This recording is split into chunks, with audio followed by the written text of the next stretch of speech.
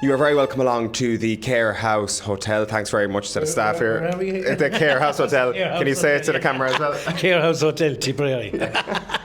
The CHH to some. We were asked to say that. We got it out of the way now, you don't have to say it again. Thank you very much to the owners, who are lovely people, Pat. The Cahir House Hotel people. Yeah, the Cahir House Hotel people are lovely. No, you wouldn't meet a nicer people. Actually owned by a Cork man and a Tipperary man, so I believe two partners, so it's the right place to be today. Yeah. What do you think of Cork people, Pat? Sure, the nicest people. A nicer crowd you'd never meet if you could only understand them. You know, OBDJ and all that kind of carry on, you know.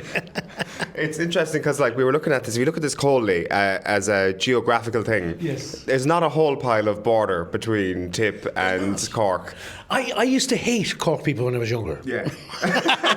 Well, no, there's a very simple reason for it. They beat us every Munster final and everything. Like, when I was a kid growing up, Jimmy Barry Murphy, you know, they were an incredible team. And they used to just trash us. I mean, I went years before ever. I think 89 was the first All-Ireland, I think I remember. And if you think about it, and I played in the brass band in Thurles, so I marched around in front of them more times. Bitter. I used to play dodgy notes and everything.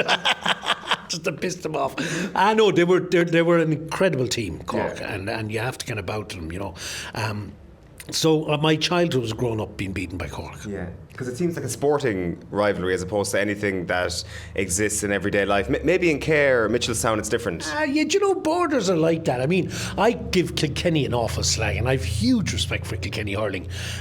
You can't not, but I grew up on the border of Kilkenny, up just near Urlingford, so that's why we would have grown up with the Urlingford lads coming to discos and us going out there and that kind of crack, you know, to pubs and that kind of stuff. So there's a very healthy rivalry there with Kilkenny and Thurles, that side. But I suppose you're right, if you're down more South Tipp and that on the border of Cork, there might be a bit of rivalry there as well, especially around here near Mitchelstown and all that. Are you a man now who'll have a routine for the next 72 hours? You get to Thursday, Friday of All-Ireland final week with Tipp involved and you know exactly what you're doing. Yeah, we'll go to Mass on Saturday. Yeah. We won't go on Sunday. We'll be leaving early. The sandwiches will be made. That's very important to people going to, especially now. So I'd be advising any Tipp people there, pack your sandwiches and bring a flask. Yes. I think the Dublin people have started to cotton onto it, you know, the 30, 40 years later. Starting. They've been at it for years, the Dublin crowd. No, you'd be robbed blind up there for a cup of tea. Yeah. So I'd be bringing my own flask with me and sandwiches. Where will you set out from? Will you set out from Tipp now or from Limerick on Sunday morning? I'm living in Limerick, so we'll set out from Limerick. I'll pick up a few Tipp lads. There's a load of Tipp lads I'm travelling with. Yeah. We'll stop at Barack Obama Plaza for refreshment, and then we'll junction 14 to go to the toilet, and then we might go up to 17, junction 17, just to go into the Portlaoise crowd to laugh at them, and then drive on. I actually should have tipped you off on this. Actually, this would be. I often have my own little ranking in my head of what are the best junctions along the M7. What for you brings you the most joy of all those stops? Actually, Junction 17 is very cool. 17, yeah. Yeah, now, here's the thing. You might get just a bit of advice for anyone on Junction 17. Don't mind the first turn into the left. That's McDonough's place. Junction, drive on and go into the right, and you'll get salads in there. Whole foods and stuff like that. Yeah. You look better for it. Yeah. See, I think Junction 14 is by a distance the best one along there, and I'm not speaking on behalf of Junction 14. This is honest opinion. Like, I think. I thought we were here to talk about hurling. Anyway. But now that you're talking about Junction 14, would have been the standard one to go to. Yeah. I just find it very busy. It's very busy, but it's busy for a reason. That's very good. Yeah, that's very good. The quality in there is off the charts. You can get a burrito or you can get a Supermax or ice cream. They have an ice cream stand in 14. They do. Oh, you can go up and get the carvery there. That's the latest thing now. The carvery there. You can get the carvery. At the same counter where you can get a chicken fillet roll. That's it. That's right. It's absolutely unbelievable. And you can get a jumbo breakfast roll in there. Hey, there we go. We'd swing back to it eventually. Well, we were actually just bemoaning grieving actually the loss of sort of Middle Ireland, like the Midlands, in terms of those journeys from the southwest to Dublin yesterday. You know the way you'd stop off in Toomevara or the Racket Hall or some place like that. They are all dead now because of what Obama Plaza has done. Well, in some ways it's not that bad. Yeah. I remember, this is the truth, God, we were going to a gig one time and one of the lads went into one of the, I think it was near Toomevara, no, kind of a garage. You know, this place to be a garage on its own in the middle of it. And he said, you tea or coffee? He said, yeah, man, what do you want? It's a cup of tea. So he boiled the kettle and he put the tea bag into it, and he took the tea bag out with his hand after a few minutes. Did you like it weak or strong? And my friend says strong, and he squeezed the tea bag with his oily hand. And he squeezed the juice out of it, and he threw it away, then gave him the cup of tea, so the tea went into the bin straight outside. You poison yourself if you drink. So you kind of missed that all right, to a degree, but not much. No, we've got these gleaming structures now, so that's it. There are your stops on the way up. Yeah. Do you have a haunt in Dublin you'll go to now before the game? Well, there's a couple of, the Palace Bar is a real Tipperary bar. Yeah. Actually, the Palace Bar is one of my favourite bars in Dublin, and it's another funny one is there's a TV in the Palace Bar, and it only ever switched on for two things. Would have been a hurler match and Killascully. No way. Yeah, because the name has gone for me. The man who owns, I know him very well, and his son who works there, the family are from Killascully, where the series was shot. Ah, right. And it's a Tipperary, very well known. The Palace Bar in Dublin is a very well known Tipperary bar. So that we would go to. There's another one there on, is it Slattery's or something else? Another Tipperary bar. There's a few, but some of the lads I'd be with would know them better than me. Yeah. You know what I mean? They would be, a couple of the lads I'd be with now would be kind of retired guards. Spent a lot of time in Dublin. Yeah. Going out with nurses. Drinking, doing their drinking up there. Whereas I would be gigging in Dublin, so we'd go to a gig in some fancy nightclub, for a VIP lounge. I'd say you'd get mobbed in Palace Bar on All Ireland Day, would you? I'd be in disguise. I'd be wearing a Tipp jersey. There'd be so many awash with Tipp jerseys. You would, yeah. Sure, look, it has happened before, all right. Yeah. You get mobbed, but it's good fun. It's great crack, At the game then, are you somebody who belts out the anthem? Are you somebody who actually goes into yourself a little bit when the nerves start to ratchet up? It's amazing. You do get a bit nervous because it's the swell, and it's hard to beat Croke Park. I've been at a couple of different stadiums over the years. The Allianz in Munich I'd be a Bayern Munich fan. I go over there the odd time, down Real Madrid, down in Bernabeu, and they're incredible stadiums. But Croke Park would nearly outdo it on All Ireland Day. Just the scream and the roar of the crowd just before the game. It really rattles you. It's great. You can see how players would be, even if they're playing big games all year, the noise and the din of the Croke Park is unreal. It really is. It really, really the is. Parade, there was nothing quite like that. No, nothing like the parade when they break away at the end of it. It is. It's outstanding, And would you be more nervous for Tipp now on Sunday than you would be for any of your own gigs at this stage? Oh God, yeah. I think Tipp are going to do very well. Yeah. Look, it's a day out for us. I don't think there's a Tipperary man that would be honest if he didn't say that we didn't expect to be here. Yeah. Do you know? I have huge respect for Liam Call. I think he's doing an incredible job, and he's got these young players coming in now from the under-21s last year and all that, and I always maintained Liam Call as one of the best tacticians and the best managers in the country. And when he was with Waterford, we were delighted. He came to us after. Really, really, as a fan, delighted. And I just think he's settled into the team now, and he's brought these young players in, and it's worked. I know there was people would have been giving out about him, saying he drives them on during the league and then there's nothing left in the championship. Well, I don't know. I think it's worked this year, quite clearly. Yeah. I think the game against Kilkenny was incredible. In Kilkenny, I always hate meeting Kilkenny as a fan because they're so good. Yeah. And even when you think you don't hear much about them all year, they come at you, and they've got incredible players, fellas you've never heard of. Yeah. And they just disappoint you. They knock the shite out of us, when you weren't expecting them. Yes. And I was really dreading the game against Kilkenny that went by, and I kind of thought after we beat them, I think the game with Cork and Dublin was a washout. I think I know Dublin did really well against Limerick. I don't know how it happened.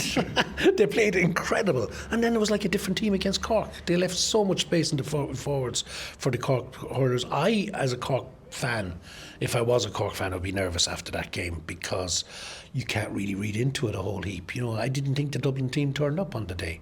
Yeah. Whereas Tipperary won't be giving them that space and won't be allowing the space for them to play.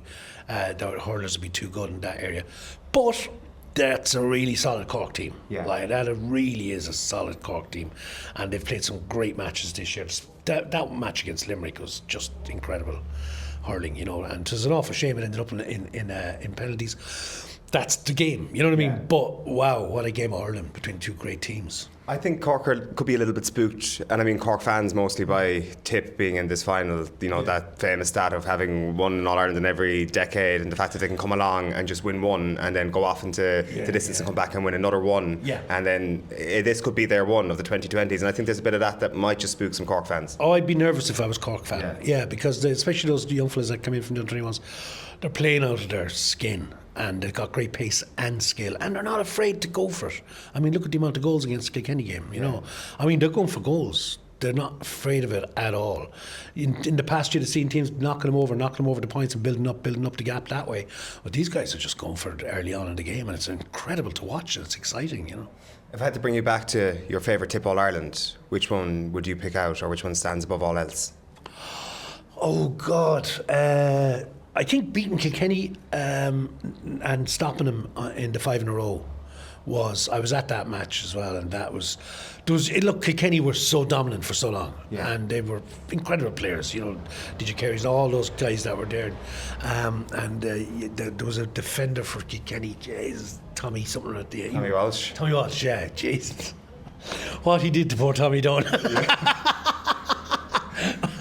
He got him. That was the match previous, wasn't he? He got him sent off. But Tommy Walsh is incredible. Incredible man to put a needle. He reminded me of Alan Quinlan of the hurling. You know what I mean? Alan had that great thing of there was some French player who apparently was the nicest player, the nicest fella you'd ever meet, and he turned around the game and gave Alan Quinlan a kick in the hole. And the big question was, what did Quinny say to him to drive him so much? So Quinny had that great ability of giving lads a needle and upsetting them when they come out of the ruck and all, or the scrums and all that kind of stuff. And Tommy Walsh was the same. So anyway, beating that Kilkenny team, to me, I think that time was outstanding. Really was. Imagine telling somebody who knows nothing about Irish sports or Irish sports people that Alan Quinlan and Tommy Walsh have the reputation of two of the dirtiest players ever, and the two biggest gents of all time. I never said dirty. I never said dirty. Clever players, and they'd annoy the opposition so much that would create an upset. Yeah. In the game, which is what Tommy Walsh said. I think that day. Tommy Dunne shouldn't have swung the hurley, but Walsh pulled the helmet off him or something. And he got the desired effect. He got the red card, you know, Tommy. It's interesting that you say 2010, because a lot of people kind of automatically go for their childhood and the early days. For you, was it mostly brass band? Was that mostly your involvement with the big hurling days, or would you go along as a spectator as well? I would have gone as a spectator as well. I was never a club man, you know. I mean, my dad played for Sarsfields, and my dad won an All Ireland with Tipperary, and he won the Harty Cup, and he won all those things, but he never ever had us playing hurling at all. So I never played a bit in school, but never played it much. Considering I grew up on the same street as Tommy Dial's family, you know, my brother's married to one of his kids, Valerie. You know, he was known as the Rubber Man. I don't know if you ever remember Tommy Dial. He was legendary. Everyone knows Jimmy and John Dial, but Tommy was actually equally. I think he had half a dozen All Ireland medals as well. You know, and he was just an incredible hurler. The reason they called him the Rubber Dial, because when you'd hit the ground, he'd bounce back up straight away. He wouldn't stay down. And I think he was the only man to keep Christy Ring scoreless in a game. Right. That was another thing, credit to his name as well, which is extremely rare. Yeah, because we had a good chat yesterday with Dr. Con about Christy, and it feels that if you want to pick that sort of level of mystical about Tipperary, the Dials is where you go to automatically, right? It is. John Dial would have been a man who get 8 All Ireland medals, which now doesn't seem a huge amount when you look at the likes of Kilkenny, and you know, it's still a mean feat. Yeah. But I think in those days there was hard teams. There was Limerick were a big team back in those days, and Cork would have always been there with Christy Ring and all them, Mick Mackey of course in Limerick, and then John Dial and Tipperary. Then Jimmy Dial came on the scene, and the Rubber Dial would have been around the same time as John Dial's era.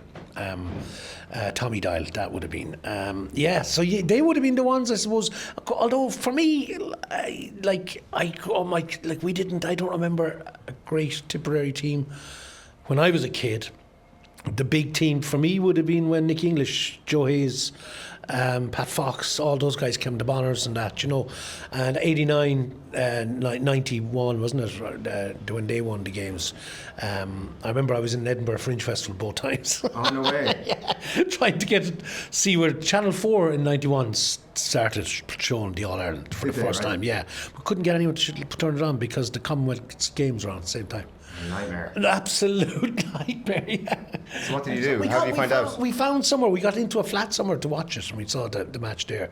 But that to me was that was great hurling at that time, you know. Yeah. Would you have been preoccupied by the idea that Tipp are playing now and I'm on stage, or I'm carving out an important moment in my career here while this important moment for my county is happening?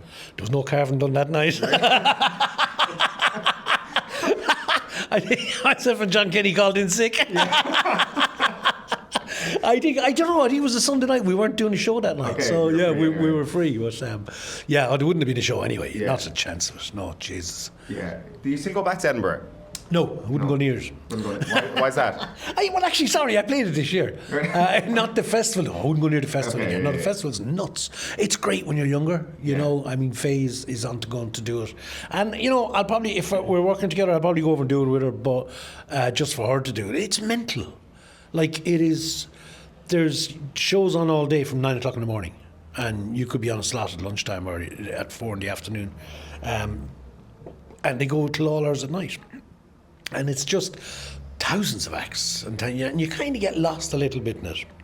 And there's a great buzz about it, and there's a great energy about the Edinburgh Fringe Festival, but it's just, you know, once you've done it once or twice, you have the T-shirt. That's, to me, you have the T-shirt. I wouldn't go back to it again. It's just madness. And I'd say part of it is the endurance about everything else that happens outside of your gigs. Of course it is, yeah. I mean, you try and get to see as many shows as possible, and then you're out all night and you're going to different clubs, and you're going in, and being an artist, then you might get passes to go into certain places, and you could be out all night and on the piss for 3 weeks solid, like, you know, it's grueling.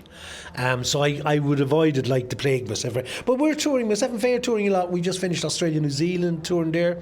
We're putting together a tour for the States next year. We've a load of cities looking for us to come over there with the new show that we're writing at the moment, and we're going on tour with it in October. So we'll have a very extensive Irish tour, and, you know, to slot something like Edinburgh into the middle of that, you'd be mad. Do you cramp her style more than she cramps your style, or how does that work? What time has this been broadcast?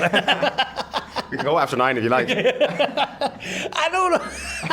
There is the last show now. The new show we're not finished yet, but the last show was kind of funny because I'd be on stage at the very end on my own, and then I invite Faye out to take a bow, you know, because I used to do the last piece as a stand-up piece and finish with the breakfast roll. And whenever I'd be on stage, you'd know if Faye's going out or not, because you'd turn around, ladies and gentlemen, Faye Shortt, and she'd come out, hair done, all dressed up, or else she'd just have the jumpsuit on, she'd be jumping in the car and driving back to Limerick. And that was kind of funny. So when we toured Australia, I didn't see much of her because all her friends were out there. So she was gone off partying and hanging out with them, which kind of suited me a bit too. I'm getting a bit older for that crack. Yeah, amazing for her though, right? It's like to be able to do this with you and also to see the world and can you be a mentor given you're actually her father? I mean, like, it's so beyond the level of a mentorship. Is it almost awkward to even get into that sort of thing? It's a bit. I mean, look, the thing about it is that kind of, maybe at the start I was a bit of a mentor to her. But she's very experienced. She trained in college. She did 3 years in college on drama and film studies. And then she toured with me. We're 5 years touring together now. So at this stage, she knows more than I do. And, you know, there's no mentoring anymore. It's just, it's a joy to work with her, actually. You know, she's great energy and great. And the one thing I always said about Faye, she's not afraid to tackle anything.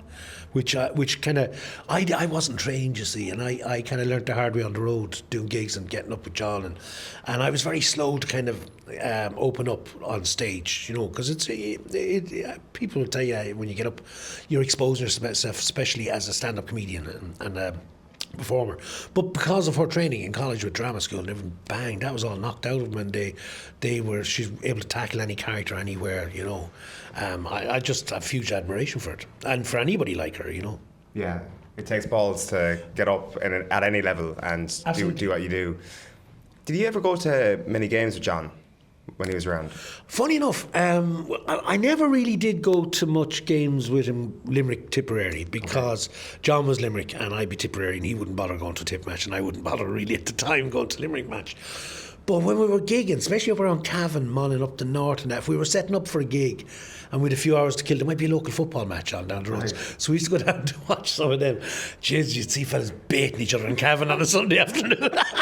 And I mean baiting each other, because it's football up there, like it's hurling down, and with the hurling there's a skill and a want to know, but there's an ignorance attached to the football, especially in the border counties. It's probably better now, but honest to God, we used to be on the sideline watching, going, oh sweet Jesus, these lads are killing each other, like pucking the heads. And we used to get great crack out of that, you know. I mean, we both grew up.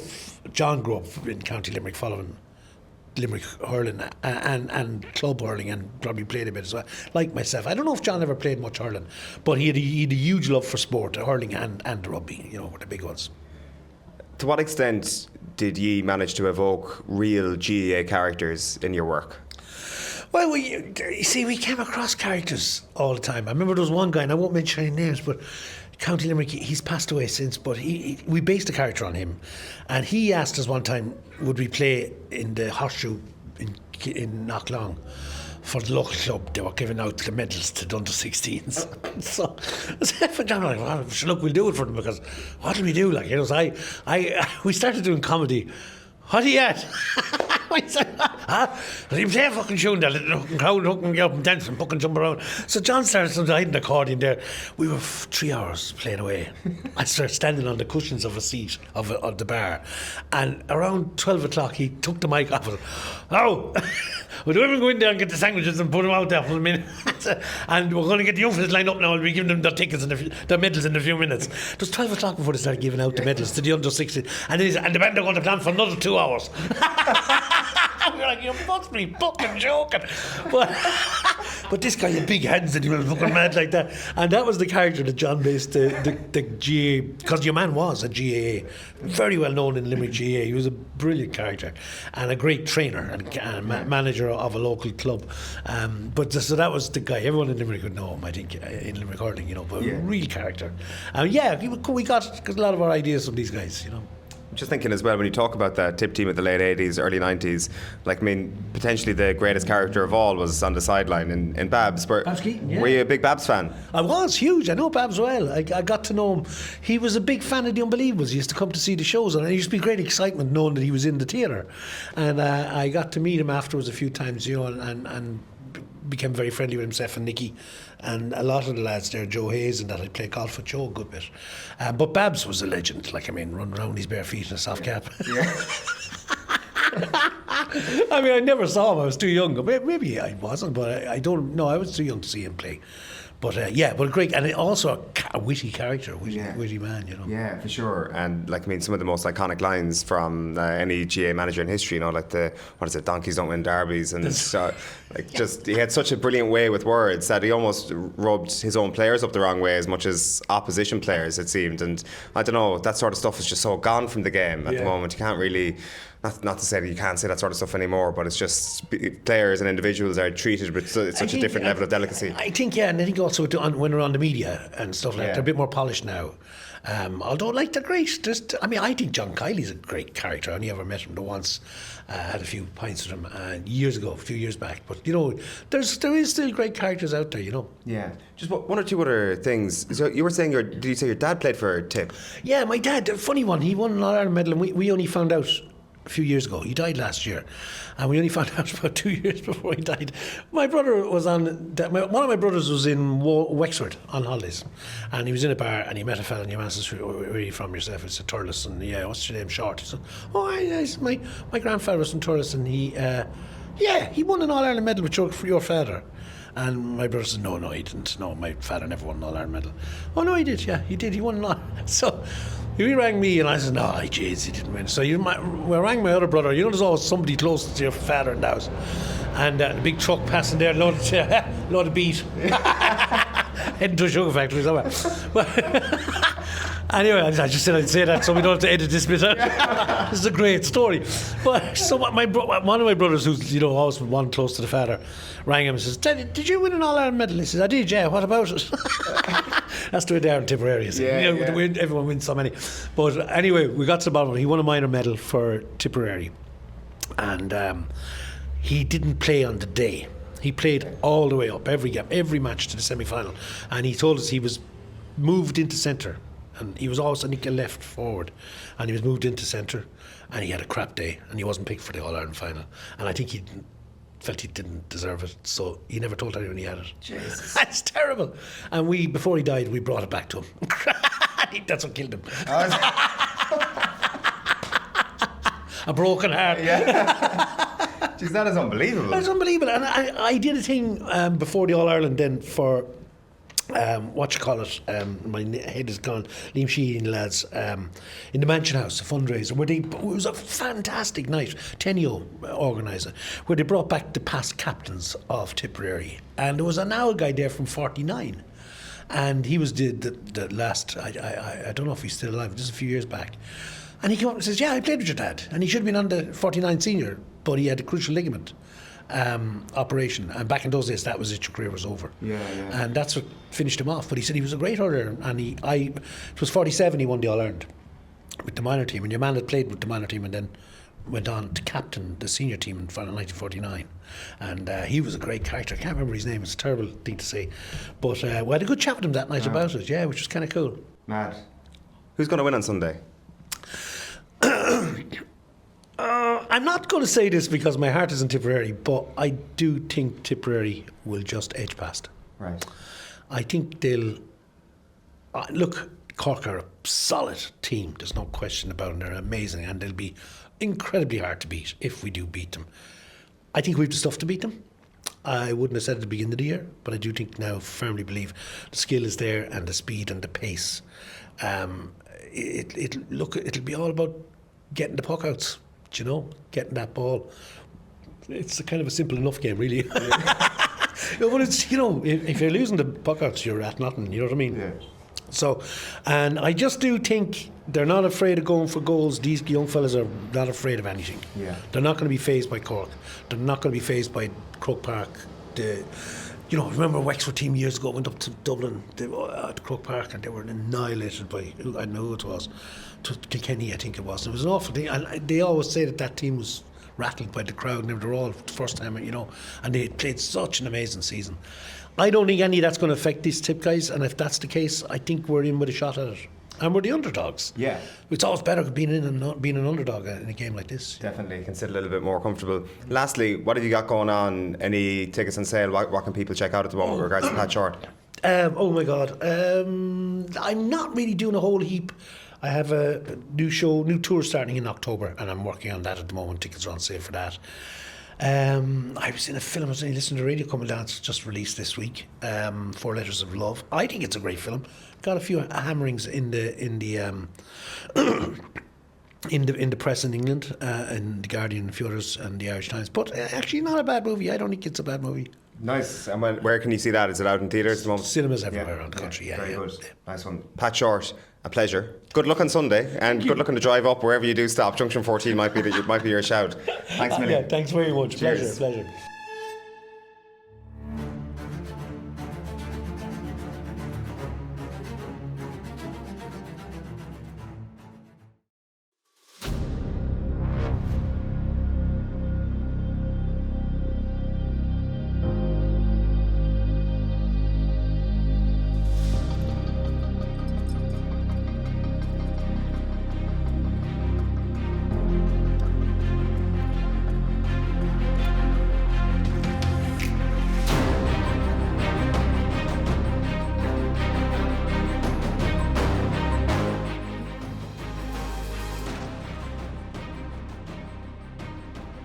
Right, we are sitting pitchside here at Toomevara GAA. The cool camps are in full swing as they are all around the country, and I'm here with the legend of Toomevara and Tommy Dunne. Tommy, how are you keeping? Great, Owen. Nice to have you here in Toomevara. It's great to be here. I was just saying to you off air there, we're potentially witnessing the birth of a new Toomevara superstar in Darragh McCarthy, who's become a name that every hurling fan now recognises, not always for the right reasons this summer, but I'm sure his future is going to be extremely bright. Oh my God, he's a brilliant guy, Owen, and the whole place is so excited for him and his family, and to think that there's going to be a Toomevara man playing in an All-Ireland final this coming Sunday. It's just, the place is alive with excitement, and he's a brilliant kid, and he's had just saying to you there off air as well, like, he's had so many big moments this year.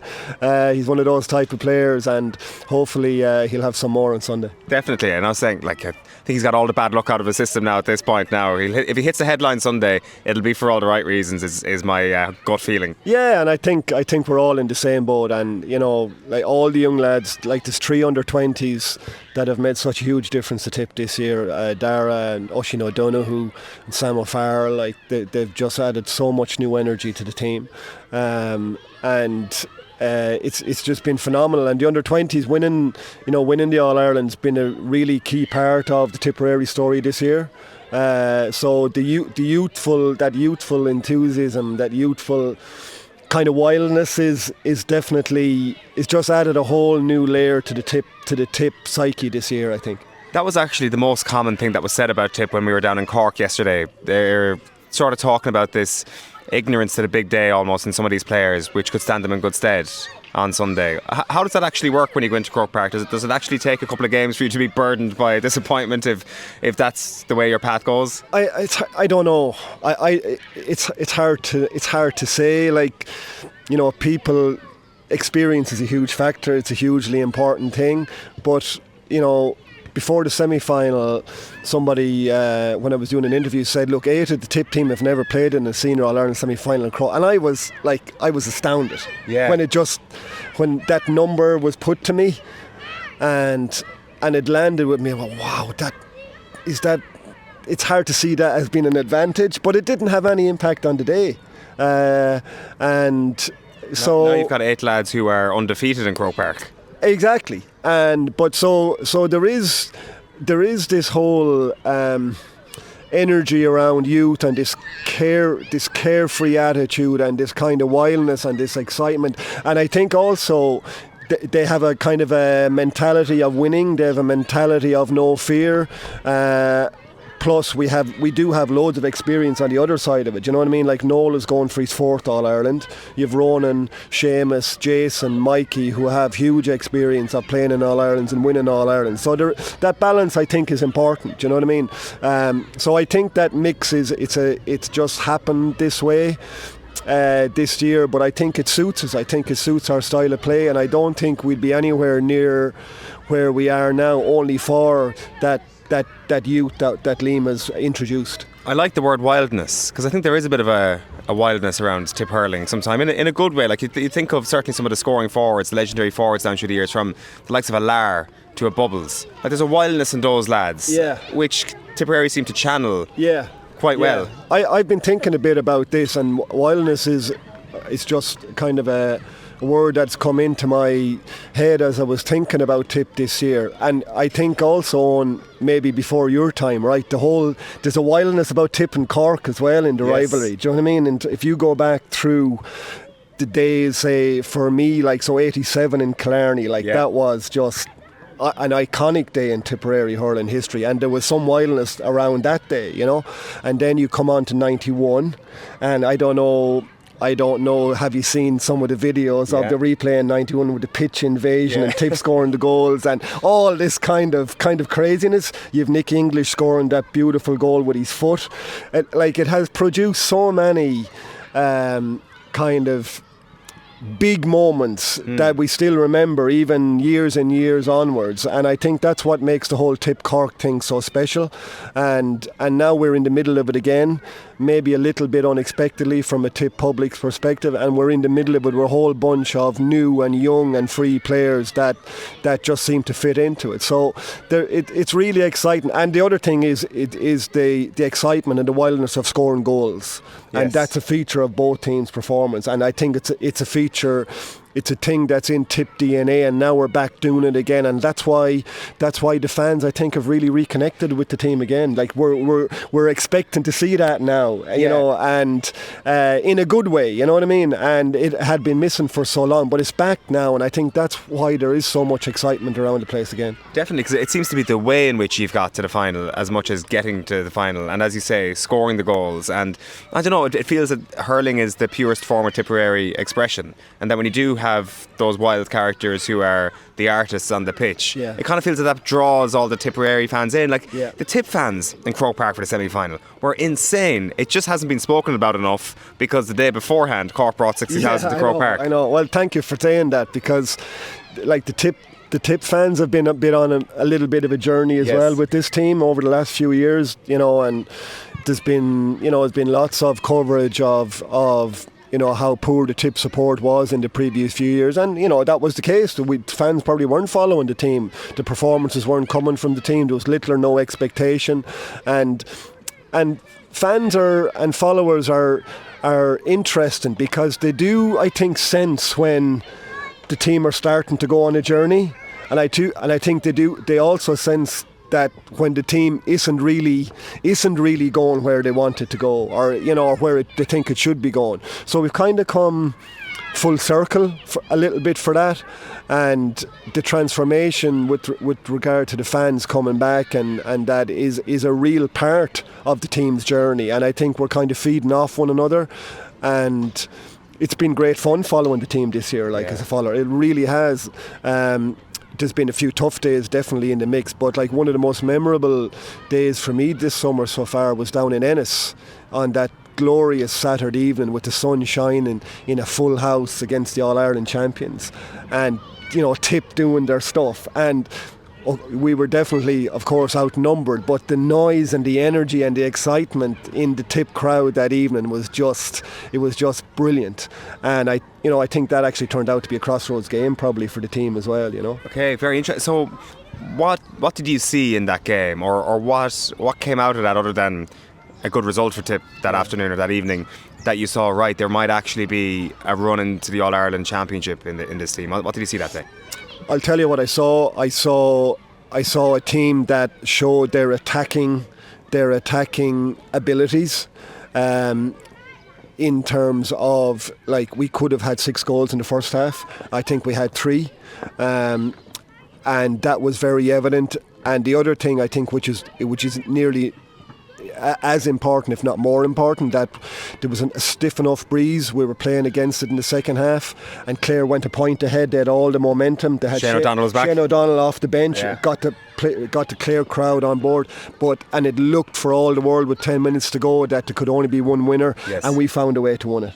Yeah. And I think that brought confidence. I think that brought enormous belief, and I think that was a critical part of our journey so far this year. So they were the 2 things that I saw that evening. I'll be honest with you, I was fully sure Clare were going to win that game after O'Donnell came on, caught a couple of big balls and they went ahead. Yeah. So there's serious stones on these Tipp lads, away from home especially, to say it's almost like that Meath game against Galway in the football, where Galway scored a couple of goals and then they were on the ascendancy, and then Meath came back to actually upset the odds. Kind of feels like that Tipp just disregarded what was going on around them in the stands. Yeah, I think, but there's also quality there, and like, to be able to pull it off, you have to have quality. You can have all the courage and the character that you like, but you have to have quality. Against good teams, you have to be able to hit the ball over the bar, put the ball in the back of the net, and we showed that we have that, and we've shown it since, and now all of a sudden you're sitting in a 2-horse race with the winner taking all. And so there is quality there, there's youth there, there's experience there.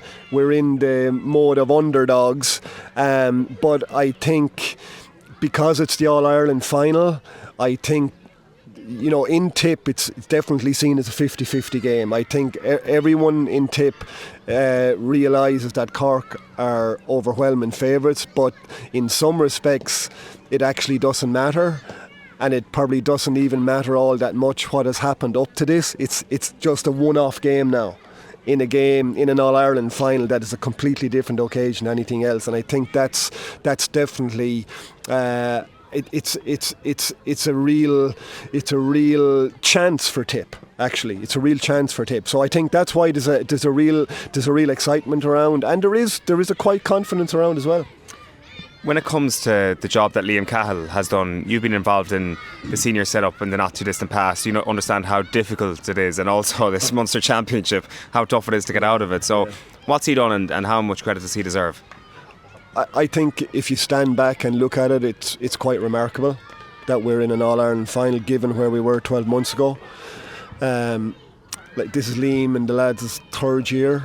You know, I think in the first 2 years in the Munster Championship we might have only won one game, and now all of a sudden we're in an All-Ireland final. So it's remarkable, and you know, it just goes to show. I think there's a lesson there for county boards, there's a lesson there for management, there's a lesson there for supporters that, you know, things do take time.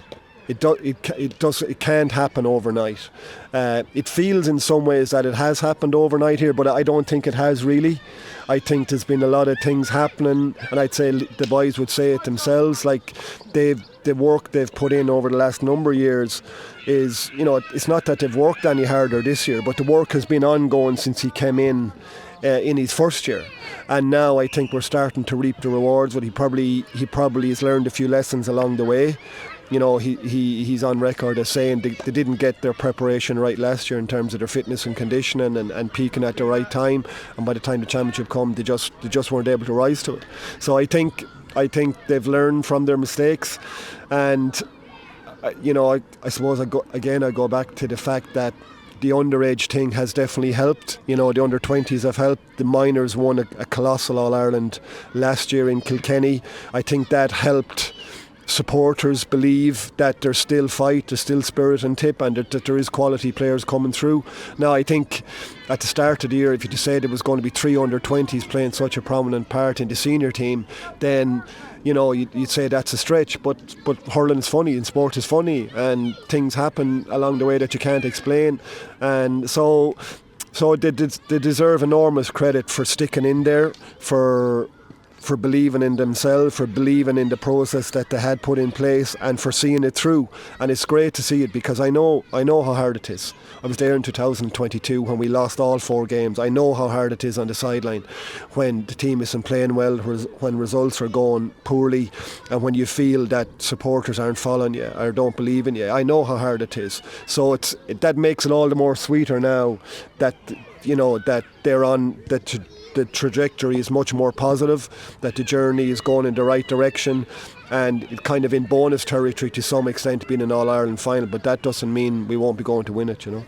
On the 3 19-year-olds thing, it's kind of a real statement of a powerhouse hurling county that the lads are able for it at this level. I don't think any county other than 3 or 4 of the major players would be able to have that level of 19-year-old, because these lads have been brought up in a culture of success from the minute they were holding a hurl, and they were like, I don't like to make the comparison with Dublin maybe, but maybe in Dublin there's like an element of playing a lot of different sports and not committing to hurling till a little bit later, and they're an excellent team at the moment for sure, but it just feels the likes of the Tipp hurlers sometimes, the Cork hurlers, the Kilkenny hurlers are just naturally on such a higher level than the rest of the country. And I think the proof is in the pudding with regards to 3 19-year-olds in the team. Well, I think Tipp, there's a few strands to that, I think, because that's a really important point. Like Tipp, outside of the flagship senior team, you know, you obviously have your under 20 and your under 17s, but there's so much more that goes on now underneath that in terms of the development structures, the Celtic Tiger, the North Tipp, the South Tipp, the Mid Tipp, the West Tipp, all those kind of interdivisional stuff where we're bringing our players into a system, a structured and supervised system, with our own coaches involved, where they're getting exposed to high level competition, they're getting exposed to strength and conditioning and fitness work and nutrition and all the little strands that go into developing a high performance player. Like all those pillars, I'm not saying they're perfect in Tipp or anything like that, but they're there, and we constantly have to improve them. But I think it's worth mentioning, you know, the Oisin O'Donoghu's, the Darren McCarthy's, the Sam O'Farrell's, all these guys that you've seen, they've come through those structures. You know, the under 17s and the 20s and all the strands that go with that. And I think it's an important point. to value the work that we're doing in our underage structure, and including in our clubs. We have a cool camp going on here today. There's cool camps, you've been around, you've seen them going on all over the country, and these are the things that develop our players. They don't just get developed when they go into the senior setup. That used to be the case. That's no longer the case. There's development stages and structures in place for years before that, and the three lads are great examples of that. Yeah. What do you mean when you say the Celtic Tiger?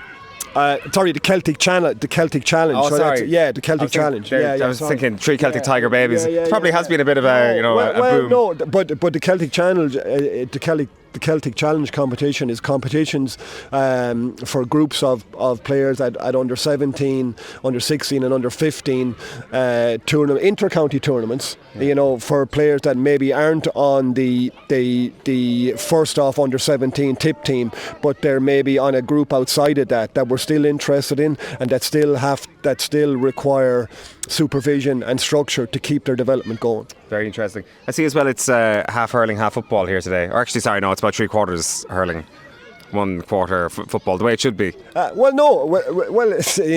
We play hurling and football at underage level. I was coach with our under 17 hurlers and footballers for the last 2 years, and we've great balance in our underage program for hurling and football. So, and Cool Camp is definitely part of that. But to be playing lots of things obviously in the Cool Camp. But at underage, we see the Gaelic football as very much part of our club structure, because if you want to promote integration and inclusivity and giving players time on the pitch playing, then there are more games to play. And there's been brilliant leagues run here in Tipp, where we play in a North Mid interdivisional league. We could go down to Gortnahoog Glengool and play them in underage football, or we were down in Cahir 2 years ago and played them in a great football. So Toomevara is very much embracing that, and it's to our benefit, and we're getting huge enjoyment out of it. Could I ask you, Tommy, what's your best ever memory of playing against Cork? Well, listen, it's funny. I played against Cork in the 2000 Munster final in Semple Stadium, and it's still one of my greatest memories, even though we were beaten on the day. It was just a real unique occasion. I've never, I've played in lots of big games, but that one was a powerful day. I remember coming in on the bus there at Mackey's pub. We just turned up. We came up towards the back of the old stand, and we turned at Mackey's pub to come up to the back of the old stand, and all that road up was just engulfed in blue and gold and red and white, and just a clash of colours. And I can still remember looking out the big windows at the front of the bus going, this is just incredible. It would just take your breath away, just the support that was there. And I suppose it's just a tradition, isn't it, of Tipp and Cork. I can't explain it properly. And I showed my son some of the footage from that match the other day while we were on holiday in France. We were bored looking at something to do, and I still think of it and go, wow, it was just incredible. So you had a stormer that day, but you lost. I didn't have a stormer, but I scored 2 good goals. Yeah. And, Cork were All-Ireland champions as well, you see, that time. You're right, they were champions in 99. This is the year 2000. We had just overcome Clare, who are huge rivals, in the semi-final, and we had Cork and Thurles for the Munster final. And we had 2 penalties saved, and we drove 18 wides, and we were beaten by 4. So it was a tough old day, but a great day. Do you know what I mean? A great memory to have. And it was, I didn't play against Cork that many times in the championship when I was playing. I played in probably 14 championship seasons. I think I only played Cork maybe twice. Yeah. Played them down in Killarney in was it 04 or 05, those that Donlow Grady's team, they were just coming, and we were probably sliding a bit, and they knocked us out down there, but my memories from childhood of going to Tipp Cork games they'll live with me forever. I remember going down to the game in Killarney in 87 with my dad, and seeing Tipp beat Cork. That Tipp hadn't won in Munster in 16 years, and Cork were legends. So that was definitely a standout memory as well. Did what happened in 2001 give you the belief to... What happened in 2000 give you the belief to go on to do what you did in 2001? Just given, as you say, the couple of missed penalties, 18 wides in Semple that day, the sense that you could definitely beat Cork and possibly should have beaten Cork that day. Yeah, no, Nicky came in as manager at the end of '98, so he was in 2001. He was in his third year as manager as well. Pressure on. Yeah, pressure was on. I was 27 in 2001, and Tipp hadn't won an All Ireland since 1991, so the pressure was on. So we were on our own sort of a journey, but 2001 was definitely a year where there was a bit of pressure on, but we didn't feel it that much in the final. We coped with it really well, but we kind of felt it earlier in the year a little bit. So in 2001 we had a knockout game against Clare in Páirc Uí Chaoimh in the first round of the Munster Championship. We won by a point, right? And we beat Limerick. In those days, you see, there wasn't a backdoor. There was only a qualifier if you reached a Munster final or a Leinster final, but if you were beaten before that, you were gone. So we beat Clare by a point in Páirc Uí Chaoimh, and we kind of improved from that. We beat Wexford in a replay in 2001, a real wet day. It was nearly dark in Croke Park. Eugene O'Neill scored 2 great goals, and we had a measure. We felt we had the measure of Galway in the final. I remember the final, even though it was a huge day, we were very composed, very calm, very focused, and it kind of showed in our performance. Declan Ryan won his 3rd All Ireland over 3 decades that year. We wouldn't have won it only for Declan. He was immense that year. He had won in 89, 91 and again in 2001, so he was a real important figure in that 2001 team. Do you miss the cut and thrust of inter-county, as in being involved as a coach, selector? I miss playing inter-county. Okay, yeah. Right, I definitely miss that. Playing at that level is very, very special, and not everyone gets to do it, and playing and competing for major honours is even more special. And playing in All Irelands, I played in the All Ireland in '97 against Clare. We were beaten by a point, like that. Those days live with you forever, And then obviously 2001. So you have to remember, right? If you're a hurler, the thing you spend your whole life trying to do is win an All Ireland. You spend your whole life trying to do it, and then you actually get the opportunity to do it when you get to the final. And it's just, that feeling coming up to it and on the day is absolutely immense. It's so special. It's hard to describe, and that's why I'm knocking such a kick out of it this week that we have one of our own guys there feeling that again, and we're all nearly as excited, but it's very, very special. So I miss that. I don't necessarily miss the coaching side of it. I miss coaching with real top quality elite players. I've coached Noel and Seamus Kennedy and Ronan and Porrig and Brendan and Bonner, so I've been very, very lucky from that point of view, but you only get that for a short space of time, really, so I was privileged to get that. Last question, do you think that Darragh McCarthy will be going to these folks' school with Liam McCarthy whenever they're back at the beginning of autumn? I absolutely believe it. I absolutely believe it in all my heart that will be the case, because you have to believe. Sure, what's the point if you don't believe that? And that's the way we're wired in Tipp.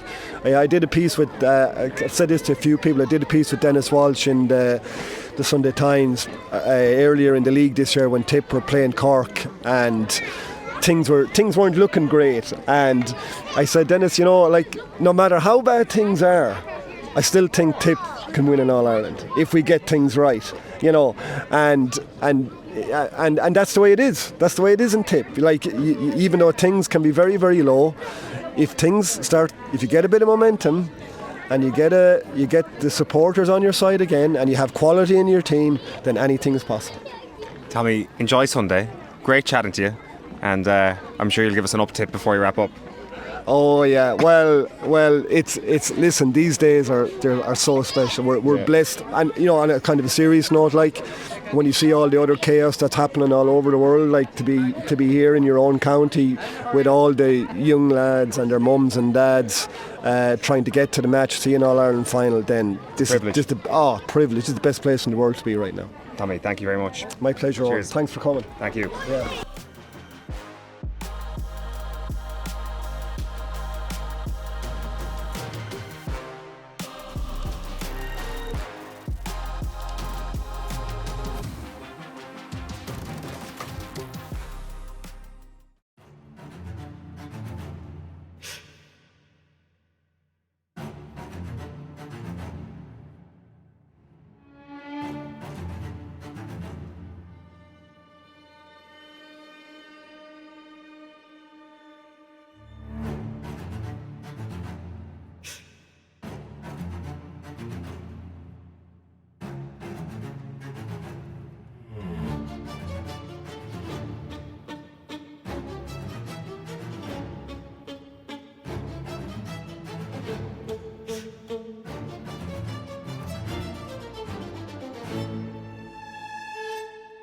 Right then, we've hightailed it from Toomevara to Roscrea to meet one of the famous sons of Lura, Ken Hogan.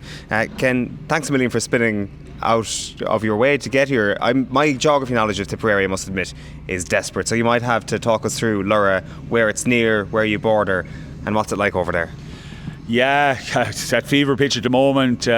Looking for tickets during the week for everybody. I think all the members, we're a small club obviously with a small membership, but everybody wants to be in Croke Park, and I think the key for us obviously is we're situated between Burr and Portumna, right. Galway Offaly borders. I would have went to school in Burr, Presentation College originally, and did Burr Community School. We shop in Burr, everything happens in Burr, but we're across the bridge, as Brian Whelan says, proud Tipperary people, and very proud of our parish. We're a senior club in Lura.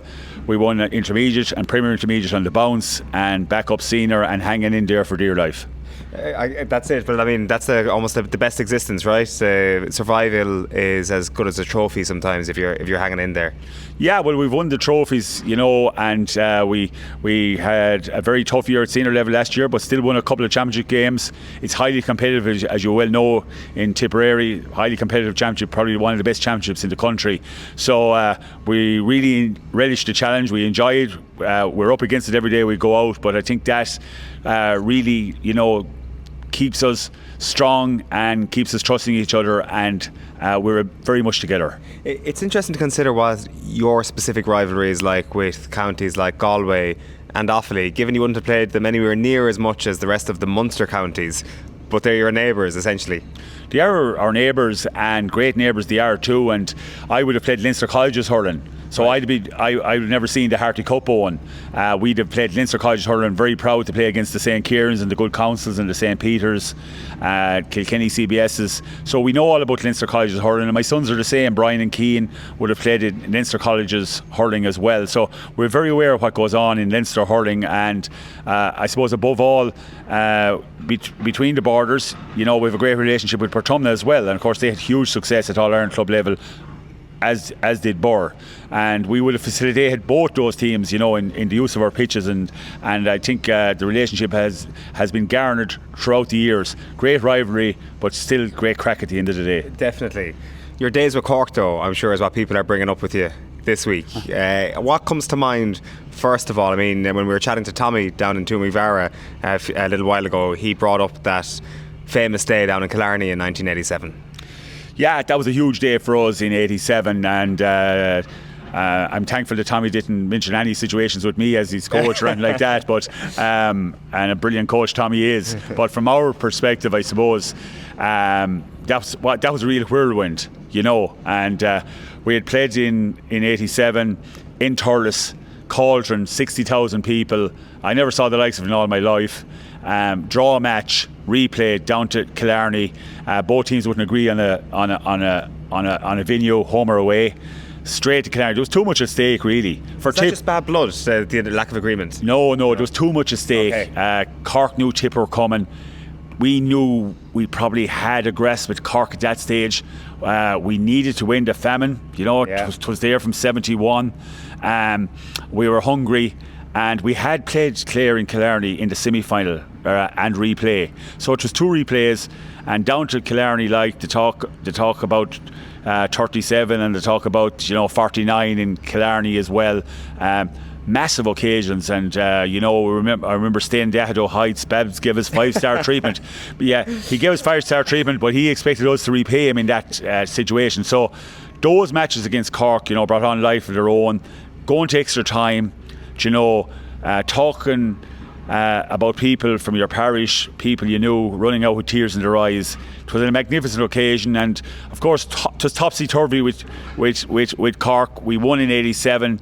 In obviously 1990, the wheels were turned. Cork got over us. Then '91, savage game again in Cork. The first game, draw game, back into Thurles and the place was absolutely heaving. So much so, we always prepared in St. Patrick's College in Thurles, and somebody got mixed up with the Sambos. Patrick's College thought, obviously, that we had the Sambos organised, and we thought Patrick's College, Babs thought that. So we went up to our destination, Derek O'Connell, a great man, and his daughter Louise, and his wife Eleanor, God rest her. But we went up there hoping to get a Sambo, and Derek was just chocker-block crowds at the bridge there, at the railway bridge in Oden Thurles Owen, and eventually we got banana sandwiches out in the yard, standing in the yard, because there was nowhere else. He got us into the backyard. These sandwiches came out, the meat was all gone. We got these banana sandwiches, and little did we know, as you well know, sandwiches, particularly banana sandwiches, they're slow burners, slow carbs, and it went extra time. And probably those bananas, everywhere was going bananas, but those bananas stood to us in a big way, because going to extra time in the red hot heat of Thurles and Simple Stadium, it was another brilliant occasion. And you see yourself, Owen, as a young fella yourself, the crowds running onto the pitch. You don't see that nowadays. Wheelchairs, people moving on, and everybody ecstatic. But massive memories. Tipp and Cork, massive memories altogether. It's a fascinating nugget there that he put you up in a 5-star hotel before the 87 game in Killarney. He gave us that so that we could repay him. Is such an interesting line. I think with Babs, there probably is a psychological aspect to that. Of course, with Babs, everything was psychological. Do you know what I mean? Whether it was Ryanair with Tony Ryan, getting the sponsorship in. He did a massive amount of work. We don't realise how low things were in Tipp. Things were very low, and I came on as a young fella onto the panel, and there was ferocious apathy there, and people were just absolutely desperate at that stage. And I was one of the lucky ones in a sense that I was living in Dublin at the time, working as a guard in Pearse Street. Richie Stakelum, John Kennedy, both great friends of mine, living up there as well. And for luck, of course, the Babs was there. So the Babs took us under his wing, where his adopted sons, really. And we travelled with him most of the time. Once he was travelling down midweek, and that time there was no motorways. The sheep were crossing the Curragh, so we have some great memories, some near misses, I can tell you, with the Babs driving. But overall, massive occasions and absolutely no regrets on. So would he give you a lift down to training then? Oh yeah, he'd bring us down to training. And if you got the front seat, it meant you were in the good books. If he called someone else to go into the front seat, it meant he didn't want to talk to you. You were in the bad books. But there's a couple of famous YouTube videos there of Babs telling us, and particularly myself as well, I got blocked down in a game against a National League game against Laois, and he said, Ken, if that happens again, you'll never see Simple Stadium. Jeez. And that's the way the Babs went. He trusted you. He was a rogue, but in other ways he was a gambler, and sometimes it worked. Most of the time for him it worked, because I grew up remembering Babs as an absolutely unbelievable footballer. And he won Railway Cup medals the same day. Imagine playing Railway Cup on the same day. He played with the Munster hurlers and the Munster footballers. And we tried to play him in squash as well. He was an unbelievable squash player. Babs took up squash to lose weight, but he couldn't lose weight playing squash because he was so good at it. He just kept knocking the ball down and making fools out of us out in Castleiney Golf Club. So dimmer the times we had, innocent times, but what a time to be playing with Tipperary. You talk about Babs the gambler. Is it true that he took a bit of a gamble before the 87 final in Killarney as well? I know you're going to be aside of the pitch alongside Ger Cunningham at the weekend. Yeah, that's absolutely true. Ger and myself just discussed it during the week. Ger Cunningham, one of the great sportsmen, but he had decided that the Tipp forwards needs to be playing down to the town goal in the second half to win the Munster final. He just had that in his mindset, and he said to me, Ken, you're going to be playing out from the town goal in the first half. And I said, I see how the toss goes, Babs. He says, Ken, we know how the toss is going to go. You're going up to the town end, one way or the other. And we did lose the toss, of course, and I prayed. Richie said, no, Ken, we're playing the other way. No, I said, Richie, I'm running up to town goal. We've got to play out the town goal, or I'm history. Yeah. So I just jogged up. And I was a young fella, in my first championship season, but I kept running up, and Jerry came behind me, and in fairness to Jerry, he said, Ken, no, you're playing the other goals. And I said, no, Jerry, you have it wrong. I'm playing out the town goals. And Jerry, being the sportsman, turned and went back down to the other goals. But that's the Babs in essence, and Richie Stakelum, another massive captain. But from our perspective, when we meet and tell these stories, people are saying, is that a tall one? That is absolutely, and Ger, endorsed that during the week, It's quite remarkable. So what was your first year in the Tipp panel then? Were you quite close to the end of the famine, or had you to endure it for a number of years? No, I was one of the lucky ones that came on after playing minor under Juan with Tipp and having success. And I came in 85 onto the panel. Right. And that was the famous day below in Cork, Jimmy Barry Murphy's, swan song, hit 2-3, brilliant player. I was in the dugout with my mouth open in awe of him. And that Cork red and white jersey, it was so terrifying in a lot of ways for us. But lost in 85, terrible disappointment in 86, losing after being 10 points up in Ennis against Cahir. And that's when the Babs era started, And bringing in Theo English, of course, and Donny Nealon with master strokes as well. The master motivator, Donny Nealon. Yes. 5 All-Ireland medals. Theo, 5 All-Ireland medals. And Theo always made the point, which reassured us, to be fair. He said, lads, I didn't win an All-Ireland until I was 30 years of age in 1958, and I won 5 afterwards. So he was reassuring us. We were wondering, were we ever going to win? But he reassured us the fact that he was 30 when he won his first All-Ireland. So these men were wise heads, but Nealon, what a motivator. Put the hair stand your head, you didn't have to open the door going out. He'd put you out in that field, really psyched for the occasion. Because it's great that Nealon's still with us and he's still going strong. And we were chatting to somebody earlier on, just a fella over in Cahir, when we were having a conversation around the team of the 60s and how Nealon was a starter and Babs was a sub. What was that dynamic between them when that kind of flipped in management terms, where Babs was the head honcho and Nealon was his second in command almost? Yeah, and Donny took that on board. Donny was a very busy man, obviously. He was a principal teacher in Newtown. Right.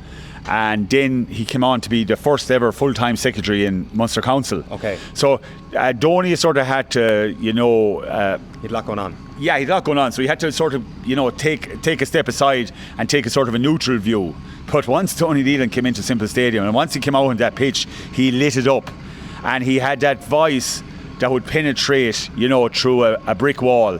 And even in the goals, even in the heat of Munster Championship, and you hear about crowds or people saying they can't hear the management anymore, you would hear Nealon, right. And once he spoke, you knew you had to do it. There was no bluffing, no second guessing.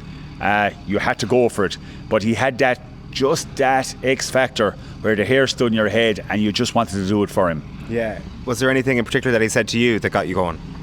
I think trusting you in a big way. Obviously, like when you're a substitute goalkeeper for a couple of years, it's the toughest of all.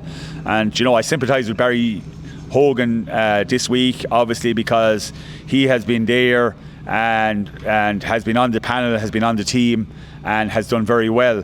And we wish Reece Shelley all the very best, as we do Patrick Collins in Cork. But goalkeeping can be very frustrating on. There's only one position you can come on, and rarely does a goalie get injured, or rarely does something happen during a match where a goalie has to be replaced. So from that perspective, it can be frustrating. So I spent 2 frustrating years on the sideline thinking, is this ever going to happen for me? But then when you get the chance, you take it. And I think Donny instilled that confidence in me. He was hard, but he was very fair. But he expected and gave you full confidence that you could do the job for him. It's quite remarkable what you guys did, managing to break that duck and to actually come through and win a few All-Irelands. Is there any similarity between that and what we've seen from Tipp over the last number of years coming to this year? Or does actually the fact that they do have a cohort that remain from 2019, could that actually be a vital component of this Sunday? I think it's a huge component. The All-Ireland medals are on Tipperary side, Owen. Yeah. I think we have 7 or 8 guys on the panel that alone that have medals. I think that's vital going into Croke Park on Sunday. Cork is the comparison maybe to your team. Yeah, without a doubt. And like everybody's fancying Cork, everybody expects Cork to win. But this game, the ball still has to be thrown in on. From Liam Cahill's perspective, he's put trust in the younger players. He has won underage titles with these guys. So that huge word trust is there between those players and Liam and Mikey Beavens and his management. I think overall the hard work that was put in last winter, Tipperary were hurting, Liam was hurting, the train in Clonakilty, outside Roscrea, small pitch, only a couple of minutes from here, and he absolutely worked those lads with one thing in mind, that Tipperary were not going to be rolled over in 2025. And besides the young fellas, you know, you have Andrew Ormond, you know, who's been around for a while, the Reece Shelleys and these guys, they've come back into the frame and they have put a huge shift in for Tipperary on the pitch and off the pitch. But I think the biggest and most important thing of all to remember is there's one guy not playing on Sunday for Tipperary has contributed. Seamus Kennedy coming back into that panel.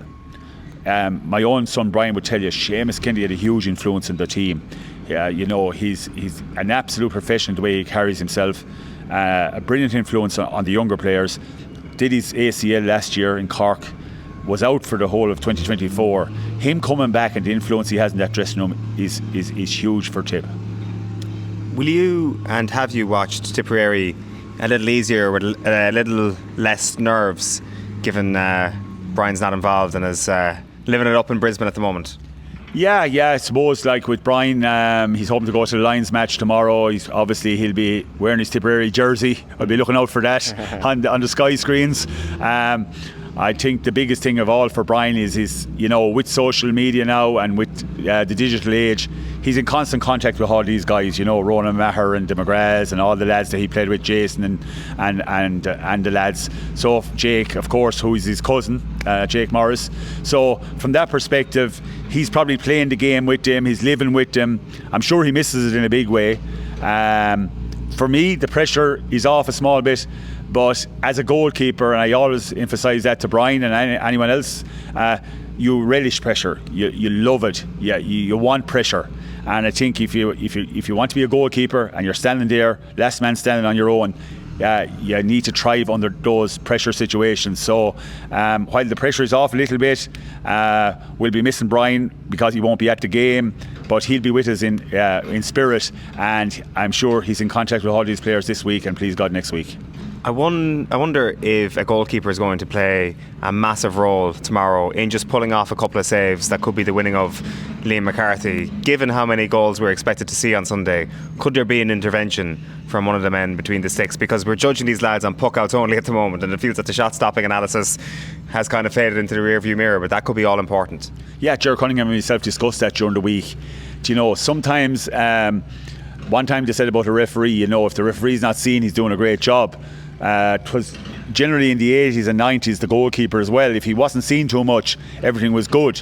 You didn't get your hands on the ball as much. Now goalkeepers are getting 25 to 30 plays, which is unknown.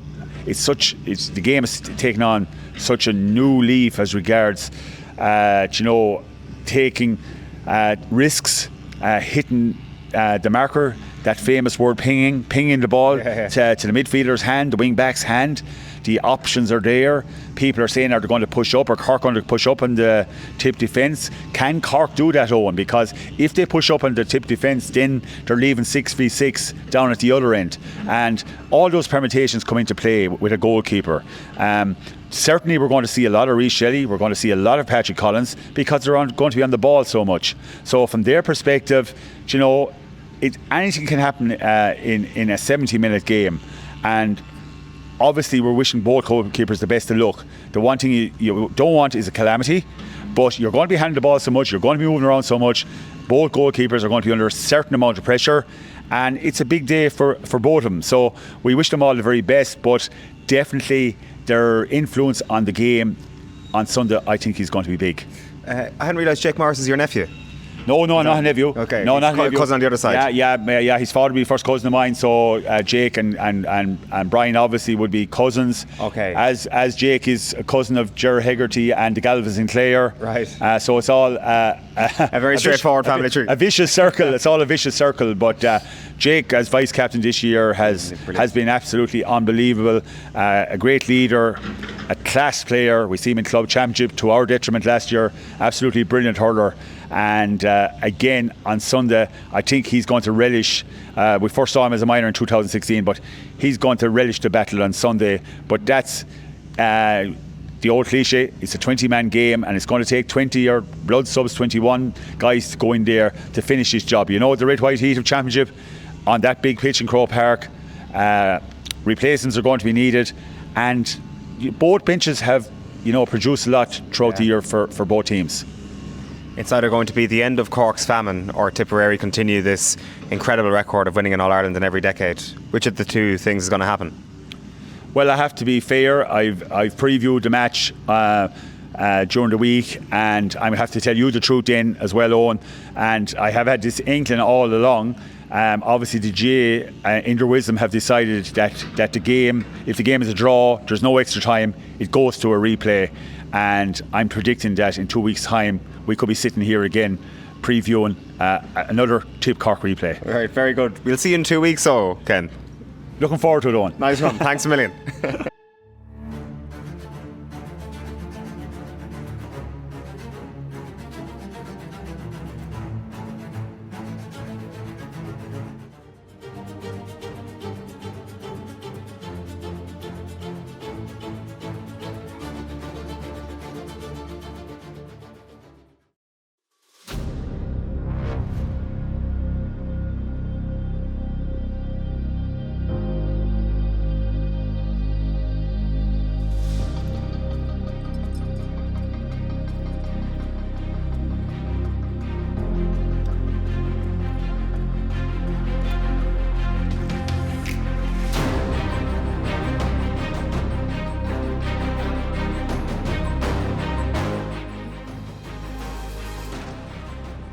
Right, I'm here beside Pat Cullen, president of Lockmore-Castelleiney GAA. So we've come from Roscrea, we've driven cross country, we've driven through Castelleiney, and we've ended up here. We haven't seen Lockmore yet. Castelleiney is the smaller of the two places, is it? It is, yeah. Castelleiney is a one-horse village, and Lockmore is a one-horse village, only a little bigger. Yeah. It has the cottage, I suppose, and it has the Purcell, buildings, so castle and things like that. And there's in the graveyard in the McCormack brothers that were killed, murdered, you could say, by the British things. Well, found guilty in court in Nina, but they were as innocent as anything. Yeah. So there's a mausoleum of theirs in the graveyard. Right, so it's a place that comes with a lot of history. What a bit of history, yeah. It's a nice one, and nice that the GAA is part of it is now. Definitely. Yeah. It's quite something, the success of Lockmore-Castelleiney across two separate codes over the last number of years, represented with 4 members on the panel going into this weekend. Is this the greatest period of success in the club's history? Yes, sure it is. Since the 1970s, we have that was when we started, and the juveniles in, and then we were only intermediate hurlers at that stage. We were senior footballers always.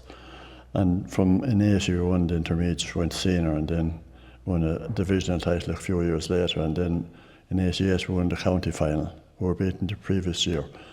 And from that on, I thought at that stage that by the mid-90s we'd have been gone, I was senior again. And I wasn't the only one. And the older lads stayed on a bit longer, because I always classified this community around here as Tiern and Oak, where people never grow old. And I think Noel McGrath and the lads are proving that. Yes. And then another crop came, and the next generation came. And then, I suppose from 2007, we won the Munster Club that year, and we were sort of hard looked at that. We were short 1 or 2 for the All-Ireland semi-final against Portumna, who were super good, but we ran it very close. And then in 2013 we did the double, and we did it in 21, and then we did it last year again, which was beyond our wildest dreams, I'd say. Yeah. To do it, well, no other club in the county has done it. Clubs with a lot more numbers than everything that we have, and sure, it was the same. 13, I'd say the same. 15 were playing all the time. We played in 24, was it last year or 21, I'm not sure. We played 19 Sundays in a row, weeks in a row. And now you have lads scribbling if they have to play 2 or 3. Yeah. And they're having big panels. Yeah. Oh. Can I ask you to talk to us about the greatness of the McGrath family? Well, sure, the McGrath family, as long as I can remember, the McGraths were there. And the older, say, Noel's and John's and Brian's grandfather, Mick McGrath. And he had brothers, and all of them were involved in the club. And most of them are unfortunately passed away now, but there's one uncle Knowles living in Borrisley, John McGrath, and sure he was a great footballer too. They were all good footballers. There wasn't much hurling that time. In 1946, I think they won a junior hurling. And it was 20 years again before they won a junior B he'd be talking about then.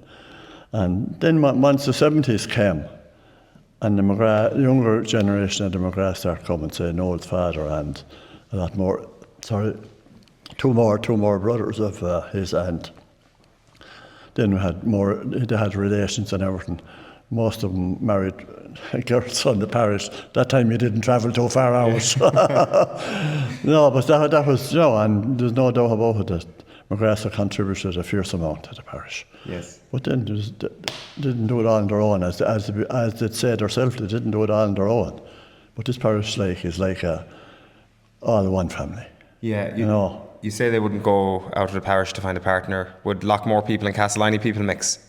They would, yeah. Yeah.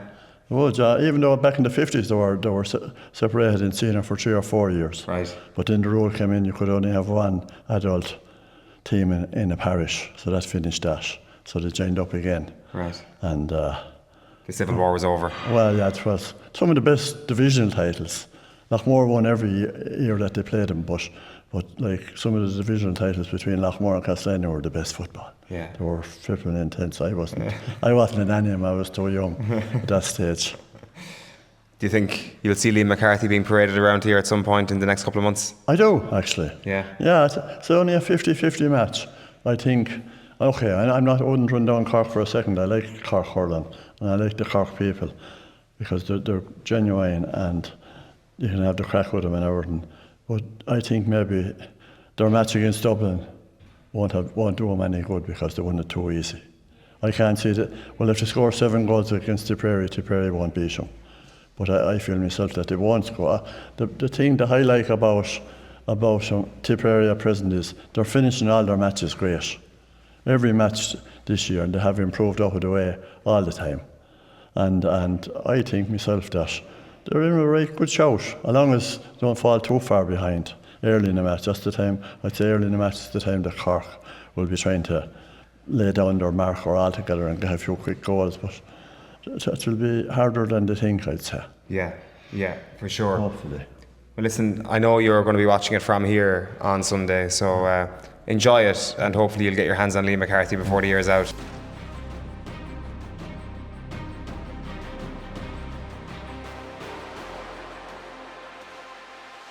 I'm here with Eamon Sweeney at Lockmore-Castellany, a man who has coached the boys who you can see behind us, the three McGraths in Noel, John and Brian, and Declan's obviously involved in the setup as well.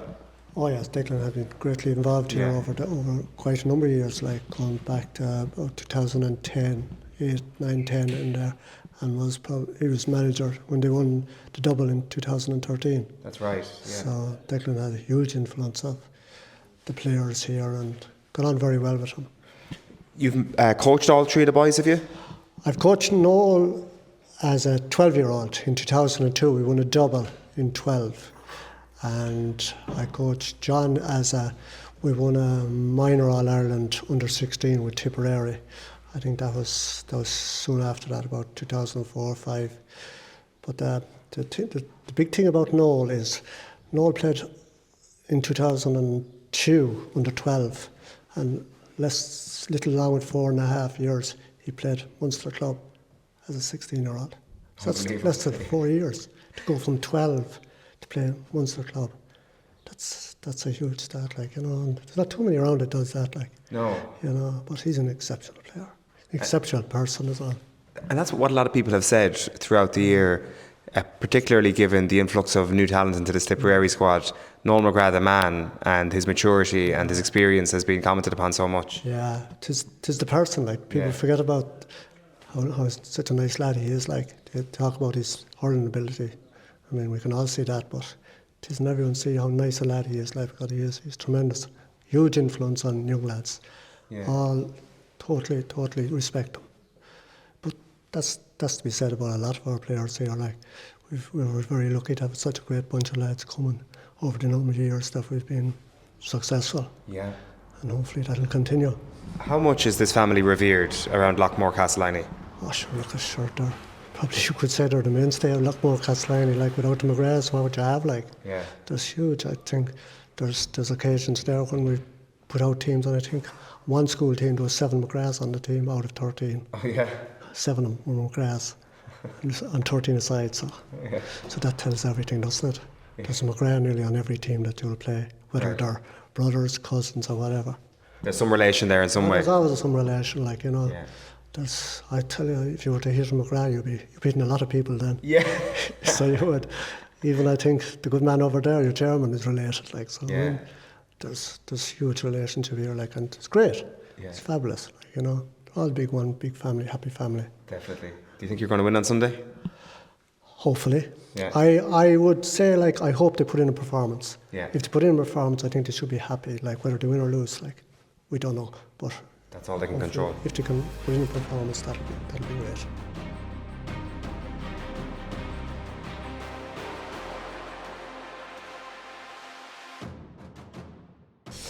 I'm here with Joe Ryan, chairperson at Lockmore-Castellany GAA. Joe, what a busy week you've got in store. Are these the weeks you live for as somebody involved in a club like this? Yeah, sure. It's an honour to be involved, I suppose, from chairman's point of view. I suppose the biggest honour of all we have is to have the 3 boys, the three McGrath brothers involved, and Declan Laffin as a selector. I suppose we're the envy of many clubs to have such involvement as we have. So yeah, you'd have to be very proud of it. When did you realise that there was something special going on with this family and these bunch of brothers and this representation for the club? I suppose, listen, it goes back, I suppose, to their own, say, to their father Pat and their own uncles and such. They were to the forefront, along with their first cousins again, back before them. And I suppose the boys, whatever underage team they were on, they always stood out. And they were just special talent in their own way. They were always destined, I suppose, for the big days. And lucky enough, there's a few, we've been successful with Tipperary. There's a good few teams built around them. Sure, listen, Noel is a role model in his own way. Should have won everything up along the whole way. As I say, there's not room above in the house for the amount of trophies and medals they have, to be honest. To be fair to them, they're the most modest boys you'll ever meet in your life. They're a credit to the club. What do the family tend to do on a week like this? Do they try and keep their distance and keep themselves to themselves, or are they fairly social and embracing the whole occasion themselves? I suppose as I said, the boys don't get the levelness from it comes from somewhere, and it comes from the parents. Pat and Mary are just so level, it's unreal. Like they're a credit. They're a credit, and their sons are a credit to them. Yeah, for sure. It's an unbelievable story of a success of a club as well. Like when you drive around the place here, you realise that it is a great country club, and it doesn't have like a massive urban centre like a lot of the teams that you would routinely beat in the championship here, the championship in Munster. Yeah, that's true. Yeah, we're a very rural club. I suppose we're limited in our numbers. So I suppose from underage up, I suppose we try and capitalise, make the best we can out of what we have. We often say it here, and a lot of clubs actually remark we could have, we'd have players maybe here that end up playing senior, and if they're in any other club they mightn't make it. And I suppose that's just a special talent that seems to be in this club, and in fairness to all the management over the years have always focused on that and bringing lads through. Yeah. So I think that's very important, and that builds and that buys into the morale in your team. And I suppose we're tight. We're tight, I suppose, is the best way. And I suppose that's why we're so successful. Eamon was saying earlier on that the lads, Noel in particular, was playing under 13, growing up underage. Is that commonplace nowadays, or are numbers a bit better? No, it's very 13 aside, not under 13, I should say. No, it's very much the same. We're still the numbers haven't changed. If anything, the numbers families have got smaller. Yeah. And I suppose we're no different in our club. That's very much the case as well. An average family here now is supposed 2 or 3. Very exceptional to the rule. If you got 3 or 4 or 5, it'd be very exceptional to the rule now. And listen, there's no point making excuses. We have to work with what we have and make the best of what we have. And the lads before us have done it, and it's our job here at the minute to try and drive it on again. And also doing it over 2 coats. Oh yeah, 100%. Yeah. Listen, that'll never change. Like we have the same respect for both coats, and it's just the players here, the young fellas and all. There's not of any underage team we'd have. I'd say if you had 1 or 2 that didn't play both, or vice versa, whichever way it would be, hurling or football, that's as much as you'd have. Really? Yeah. They just buy into it. Yeah. It just becomes the norm, you see. You know what I mean? It's just the club. you know. And you can only try and imagine what that does in terms of bringing players on as well. If they're succeeding in the hurling and getting to, I don't know, getting out of the county or whatever the case may be, they're playing extra long into the season, and then that'll bring their football on the next year and vice versa. Oh yeah, 100%. And some years, like, you know, like just say the old hurling didn't go your way or whatever, you might still have the football to fall back on. Yeah. And that has been the hallmark of this club. Like, you know, and when we do get time to really concentrate on football, we give it a serious shot, right? You know, it's hard, don't get me wrong, with the new structures, it's hard to, you can't give them equal time. And I suppose hurling is a harder game to play. Yeah. So it probably gets a little bit more time here. Do you know what I mean? But at the minute, you know, every chance we have to play football, we do play football. You know. So the lads, imagine this: they win the All Ireland on Sunday. They're back in club training, club playing next weekend. Yeah, knowing our boys, I'd be if there's training Wednesday night, I'd be very shocked if we don't see them here. Because that's the type of boys they are: win, lose or draw. And listen, and whether we like it or not, we're back out in the championship Saturday evening, and that's the start. Saturday evening. Yeah, it's next Saturday. 6 days later. 6 days later. Yeah, that's the system we have. So, listen, the boys, we know the boys will be there, and they'll get to the task, and we'll take it from there. Yeah. No doubt. Would they be in better shape if they won or if they lost? I think the boys, listen, to be fair, they're seasoned campaigners. They'll put, you know what I mean, they'll put that, if whatever happens, you know, if they win, it's brilliant. Yeah. If it goes the wrong way or whatever way, we don't get the result, that, you know, the boys will park that and they'll go again. 'Cause that's the type of guys they are. Yeah, you know. sure. Yeah. Listen, very best of luck on Sunday. Huge day for the parish, literally a huge day for the county as well. Thanks a million for your time. Thanks a million, Eoin. Great Cheers. stuff.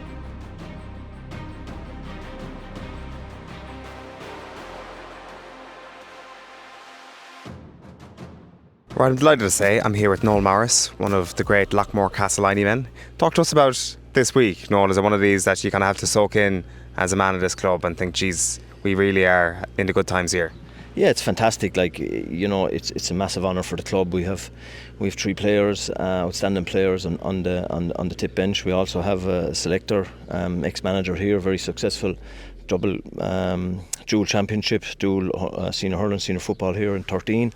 List as long as your arm, a success with Declan, and we also have guys in the county board. Like, so it's a massive week for us here in Lockmore-Castleiney. It's soaking it in, really. That's what we're doing.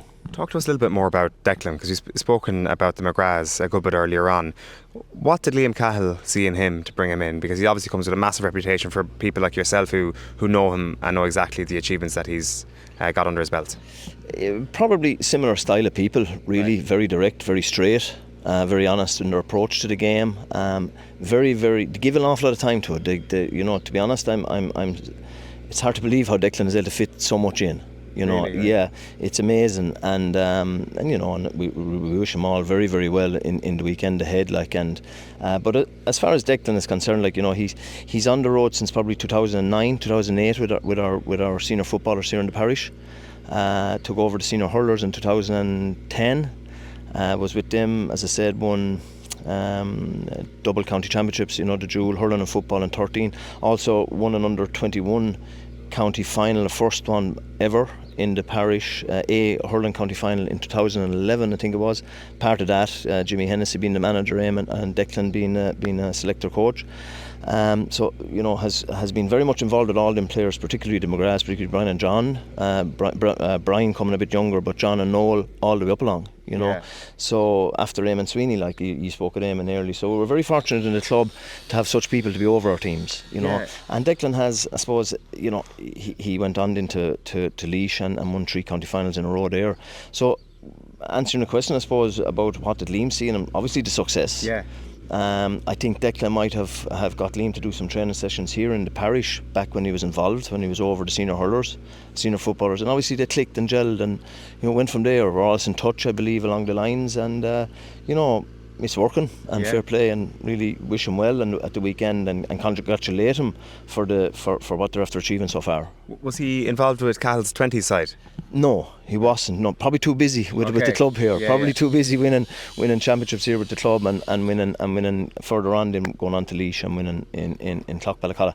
But timing, I suppose, and now they're after getting together, and you know, it just speaks for itself. Their success so far. Yeah, there's a future manager in there, is there? I would definitely say with Declan, he deserves to be at the top table. Yeah. Very interesting. That's fascinating to hear that. The other thing that's kind of twigged there as well is, like, we often kind of comment on Lockmore-Castellany when we do these sorts of pieces and say, geez, they're flying at the football as well.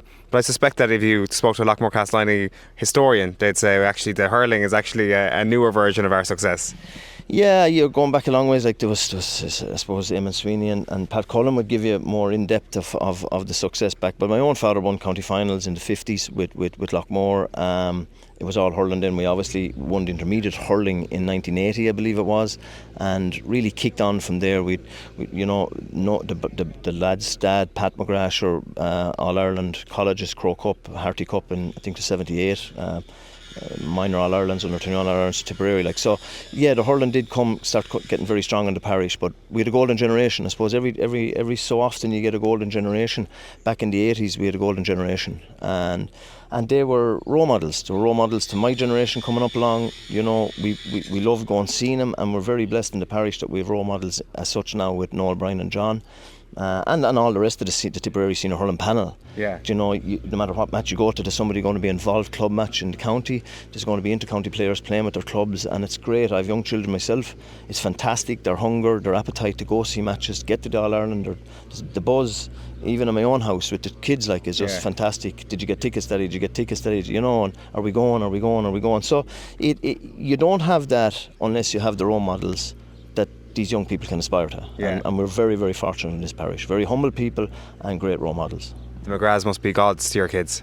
They're gods to everybody. They're gods to us. They're gods to more than the kids. Like, but yeah, certainly, and that tradition is carrying on down. Like, you know, from back in Tom and Pat and Frankie Michaels their times.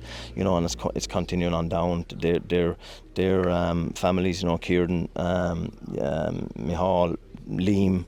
You know, the Trassies in Castleiney, the Ryans. You know, it's all boding well. Yeah, for sure. Listen, Noel, great to chat to you. Thanks a million for your time and good luck on Sunday. No problem, Owen. Thanks very much.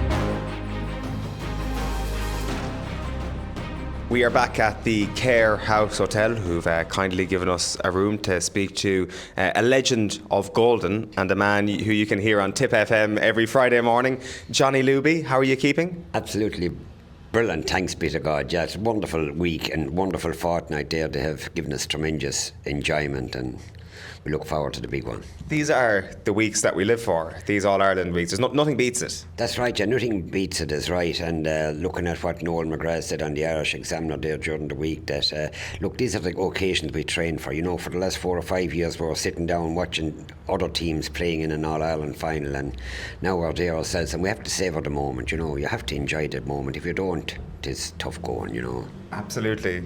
There will be people listening to this who haven't had the privilege of listening to Tipp FM week in, week out.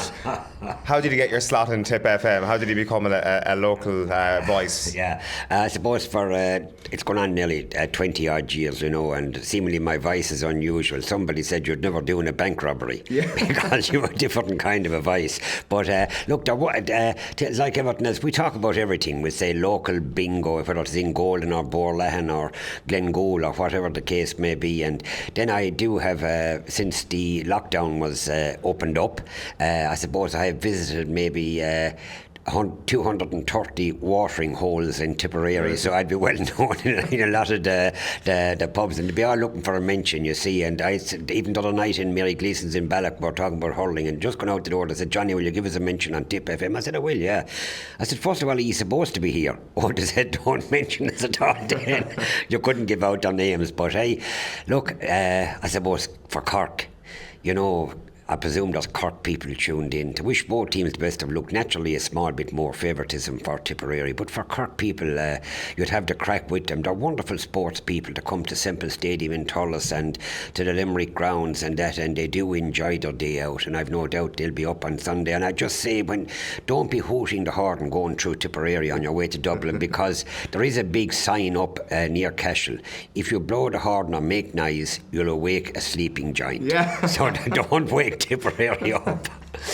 It's, I've got to ask you then, of the many watering holes that you frequented around Tipperary, what would be your number one or couple recommendations for those coming to Tipp looking for a pint? Looking for a pint, yeah. Where you had Pat Shortt on, of course, he was around Upper Church Drumbain. They have 6 pubs up there and a fine hurling team. They hope to go up senior this year.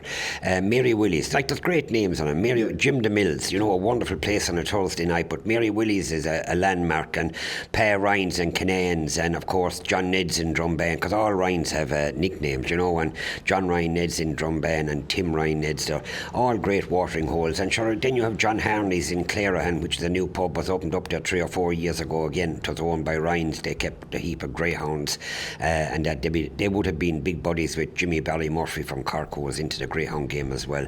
There's a few of them in Cashel. Then Pat Fox's, of course, is a landmark in there. The Cork lads always pull into Pat Fox's, whether they win or lose. And you have TJ Ryans and Brosnans in the corner, and Foley's, and they're all landmarks in Cashel. And to be fair to Cork, they do come off the dual carriageway, and whether they win or lose, they'll win and celebrate the occasion, and that's what it's all about, isn't it? Yeah, well, fair play to them, because we were actually having this chat with Pat earlier on in the show, and he was talking about how people just stay on the dual carriageway now, and you actually don't get off at all, like especially Cork to Dublin. That's right. There's no need, so it's good to hear that they are.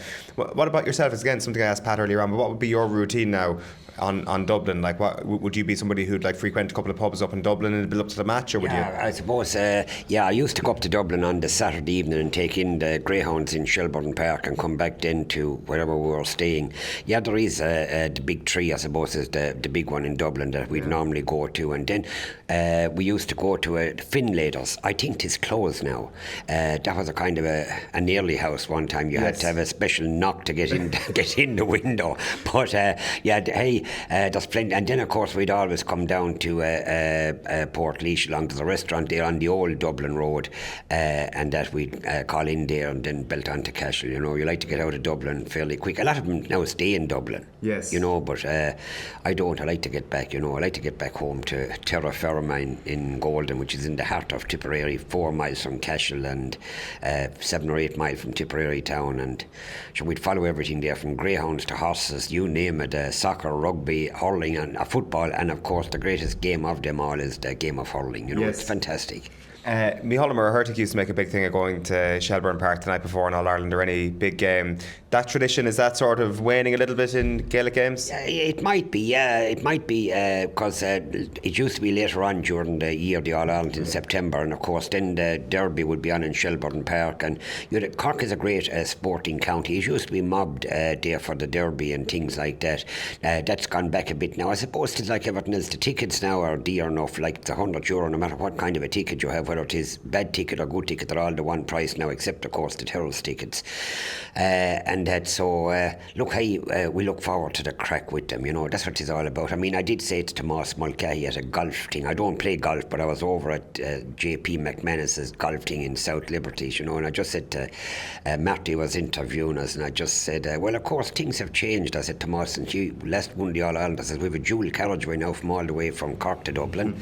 I said, the toll bridge costs $2.30. I'm just telling you, I said, don't be delaying us at the toll bridge.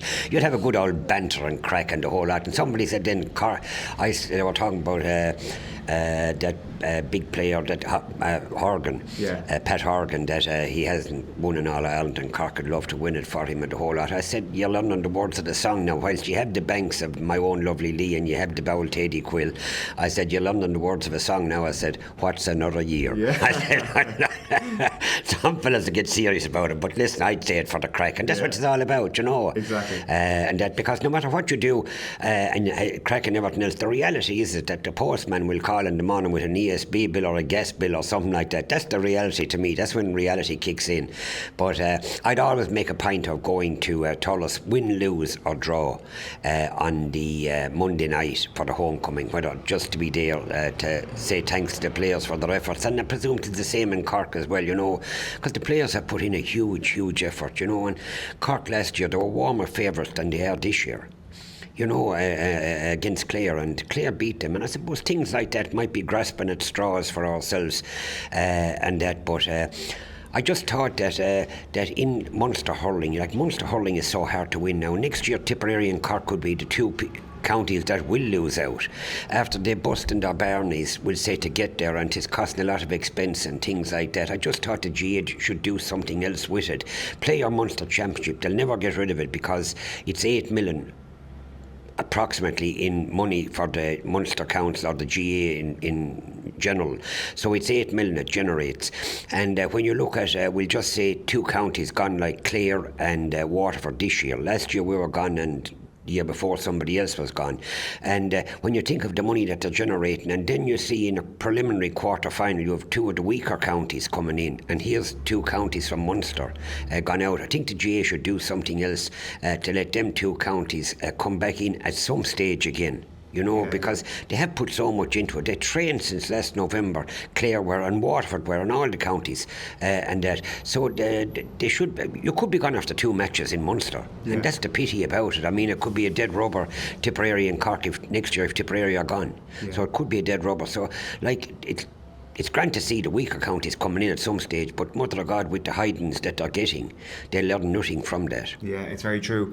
Just a couple of other questions for you. I'm keen to know, and again, this is probably something I'll ask a few people today, just in terms of like the greatest Tipperary teams. Like, I'm not sure, do you remember the 60s? I do, yeah. For you then it's an easy answer. Oh yeah, I mean, we had John O'Donoghue in goal, John Doyle, holder of 8 All-Ireland, Mick Maher and Kieran Carey was the full back line, Mick Burton's Tony Wall and Len Gaynor, he'd be the father-in-law now of our coach Liam Cahill.